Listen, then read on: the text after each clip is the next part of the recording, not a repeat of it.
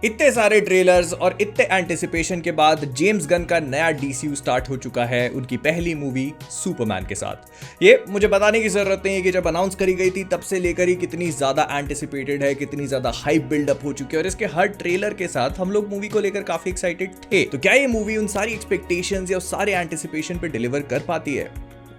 कहानी इतनी सिंपल नहीं है, आइए बात करते हैं। तो हल्का फुल्का सिनॉप्सिस, डेविड कॉन्सर्ट का सुपरमैन 3 साल से मेट्रोपोलिस और पूरी दुनिया के सामने सुपरमैनिंग करता आ रहा है and everyone knows who he is. और यही चीज पार्ट ऑफ द प्रॉब्लम भी है, मतलब उसका एग्जिस्ट करना। लेक्स लूथर जो कि इस दुनिया का एक बहुत बड़ा इविल जीनियस है, उसको एक आंख नहीं बाता and he wants Superman to go away. अब ये सारी चीजें लेक्स लूथर कैसे करता है, क्या सुपरमैन इनका सामना कर पाएगा, नहीं कर पाएगा, और ये सारी चीजें करने में उसको कितनी मेहनत लगेगी, ये सब कुछ आपको मूवी देखकर ही पता चलेगा। लेकिन अगर मैं डायरेक्शन से शुरू करूं जो कि जेम्स गन ने किया हुआ है, और इसको लेकर भाई बहुत बातचीत हो रही थी कि I trust in James Gunn, I believe in James Gunn. और जब डेविड कॉन्सर्ट का सुपरमैन अनाउंस हुआ था तो उससे पहले से एक टेम्पलेट है हमारे पास हेनरी कैविल के सुपरमैन का and we all know how much everyone loves him. तो ऐसे में इतने बड़े शूज को फिल कर पाना बहुत ज्यादा मुश्किल होता है। जेम्स गन ने इस पर एक बिल्कुल ही डिफरेंट टेक लिया। मतलब अभी तक जो हम लोग स्नाइडरवर्स का सुपरमैन देखते हुए आ रहे थे, डेविड कॉन्सर्ट का सुपरमैन उससे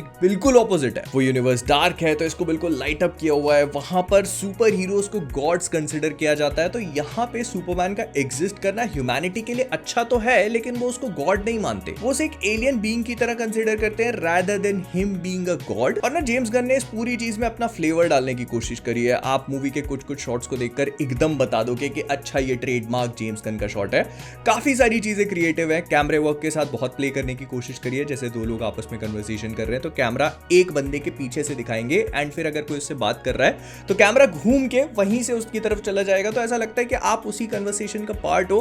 और वो जो होता है ना, जैसे हमने गार्डियंस ऑफ द गैलेक्सी में देखा है कि जब लोग आपस में बात करते हैं तो उनके बीच में एक सेंस ऑफ केओस होने लगता है। मतलब जब एक कैरेक्टर दूसरे कैरेक्टर की बात को ओवरलैप करने लगता है तो वो आपको भी ऐसा फील होता है कि अरे बहुत ही केओटिक कन्वर्सेशन है जब आर्ग्यूमेंट हो रहा है।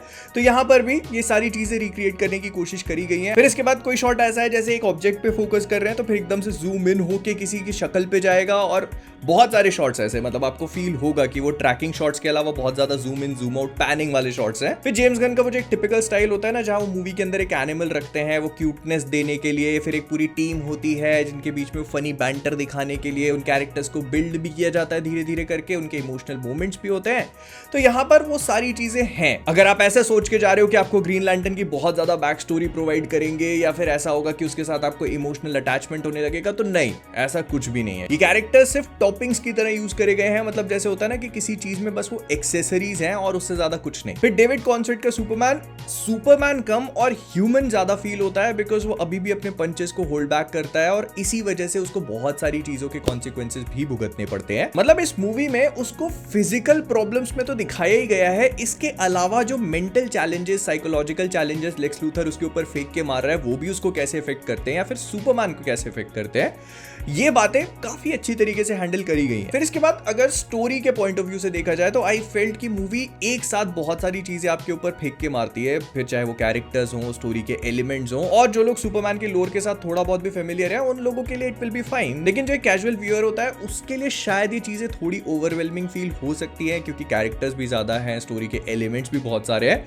एक तरफ सुपरमैन का पूरा मेटा ह्यूमन वाला एंगल चल रहा है, फिर लेक्स लूथर के साथ में उसकी जो राइवलरी उसको दिखाने की कोशिश करी है, फिर लेक्स लूथर उससे क्यों नफरत करता है वो बताया है, और साथ साथ में उस चीज से लेक्स कैसे डील कर रहा है वो भी दिखाने की कोशिश करी है। फिर इसमें पॉलिटिकल एलिमेंट्स है, तो इस चक्कर में ना थोड़ा ओवरवेलमिंग भी फील होता है, और यही एस्पेक्ट को एक्सप्लोर करने के चक्कर में जो स्टोरी के दूसरे एलिमेंट्स है मूवी उन पे बहुत ज्यादा फोकस नहीं कर पाती। एंड देखो, ये सुन के तुमको ऐसा लग सकता है कि यार मूवी शायद उतनी खास नहीं है, तो नहीं, ऐसा नहीं है। मूवी एक अच्छी फील देती है। सुपरमैन की मूवी देखने जा रहे हो, तुमको अच्छा एक्शन देखने को मिलेगा, कुछ ऐसे सीन्स हैं जिनको देखकर सच में बहुत मजा आता है, स्पेशली सुपरमैन की फ्लाइंग जहां पर भी दिखाई है। मतलब जो उसके उड़ने वाले सीन्स है they are actually very superb और उनको देखकर सच में मजा ही आ जाता है। बट हाँ, मैं ये चीज भी पॉइंट आउट करूंगा कि जो आप सुपरमैन को लेकर अगर एक एपिकनेस एक्सपेक्ट कर रहे हो ना कि आपको वो एपिक ग्रैंड स्केल के मोमेंट्स देखने को मिलेंगे सुपरमैन के साथ में, तो वो थोड़े से मिसिंग है। तो अगर तुम इस वाली सुपरमैन मूवी से ये एक्सपेक्ट करके जा रहे हो कि तुमको बस फाइटिंग और एक्शन देखने को मिलेगा, तो हाँ है तो सही लेकिन उतना नहीं, मतलब उस लेवल पे नहीं है। मूवी और भी बहुत सारी ऐसी सिचुएशंस को अपने साथ में लेके चलती है जो आज के हिसाब से बहुत ज्यादा रेलेवेंट भी फील होंगी। एंड कहीं कहीं पे ऐसा फील होता है कि अभी दो कैरेक्टर्स ने आपस में बात करी कि यहाँ पे जाकर के ये चीज करनी चाहिए और अगले ही शॉट में आपको वो चीज होते हुए दिखा दी जाती है, जो थोड़ा सा अब्रप्ट फील होता है। लेकिन एट दिस पॉइंट मैं थोड़ी सी निटपिकिंग ज्यादा कर रहा हूँ। आई फील कि तुमको मूवी जाकर के देखनी चाहिए, उसको एंजॉय करना चाहिए। डेफिनेटली एक थिएट्रिकल एक्सपीरियंस है। एंड जिस वर्ल्ड को जेम्स गन बिल्ड करना चाहते हैं उसके लिए I am kind of excited now, because world building तो है, लेकिन उसके बारे में स्पॉइलर वाले वीडियो में बात करेंगे। फिलहाल के लिए अगर तुमको ये वीडियो अच्छा लगा हो लाइक मारो, मिलते हैं अगले वाले।